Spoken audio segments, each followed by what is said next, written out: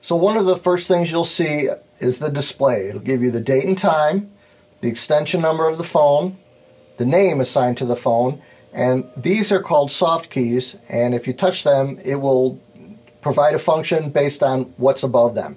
So menu is above it. If I press the menu, it gives me whatever selections I want to change for the menu, such as the ring volume. If I hit the arrow key for my navigation set up here, I can hit enter and increase the ring volume, decrease the ring volume, and once I select it, I'm good to go.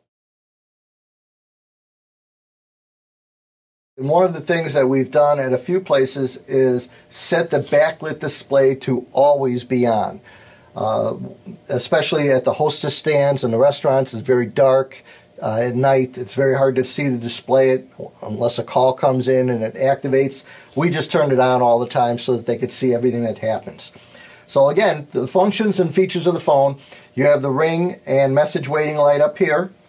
There's a help key which will help you check and see which button is programmed and what's on it.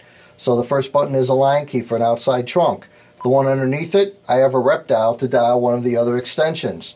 Over here, another rep dial where I could automatically dial an extension. So to show you how that works, if I'm at a restaurant or one of the sites, I might have the hostess stand 1, hostess stand 2, bar, kitchen. So I could press the button, it'll automatically call that station for me. Some of the other buttons you have are the dial pad, which everyone knows, a speaker button, a big hold button, which will put a caller on hold, a flash, which we really don't have to use. Transfer will allow you to transfer a call that might come in on a trunk key. Hit transfer, press one of those lines, boom, that call goes to the manager's office. Okay, you also have a mute button, which the LED will light if it's on. And you have a do not disturb button, and if I set it all, that light also goes on. So this way I'm not going to receive any calls. The calls will either ring busy, or if I have voicemail, it will forward to voicemail. So I could turn that off just by hitting that, and the light goes out. There's also a clear and a back, which will, wherever I'm at, I can hit clear and back and exit here, which will take me back to my main screen. You have a navigation screen. The right button will show you what numbers you dialed. The left button will show you who called you. You have a down, a volume up. This is for search, but if you're on a call, for example, this will be a volume up and volume down button. Okay, so I'm just doing a search and I search one number.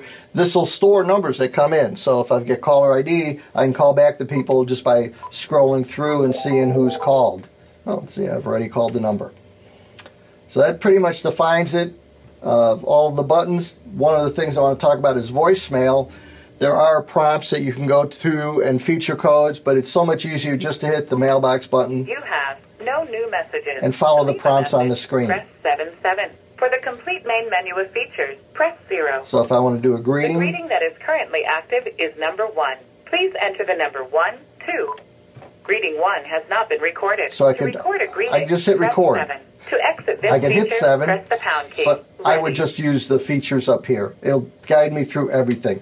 They do a lot of wonderful things. If you're on a call, notice how the displays change. Okay, I could conference, add another caller to it. I could put it on hold. They'd be listening to music on hold, or just release the call.